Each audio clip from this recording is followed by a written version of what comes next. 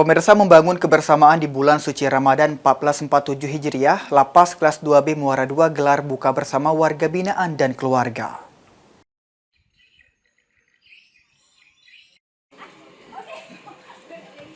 Suasana hangat dan penuh haru terasa di Lembaga Pemasyarakatan Kelas 2B Muara II saat digelarnya kegiatan buka bersama antara warga binaan dan keluarganya. Kegiatan ini menjadi momen istimewa bagi para warga binaan. Di tengah keterbatasan menjalani masa pembinaan, mereka berkesempatan bertemu langsung dengan keluarga tercinta dan berbagi kebahagiaan di bulan suci Ramadan. Canda tawa hingga rasa haru terlihat saat warga binaan bercengkrama dengan keluarga yang datang menghadiri kegiatan tersebut.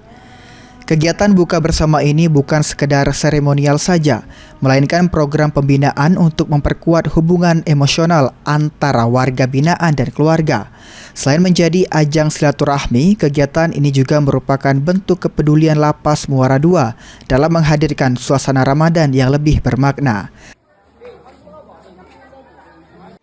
Alhamdulillah kemarin banyak keluarga binaan terima kasih kepada kami, dan begitu juga warga binaan juga berterima kasih telah diadakan buka bersama warga binaan.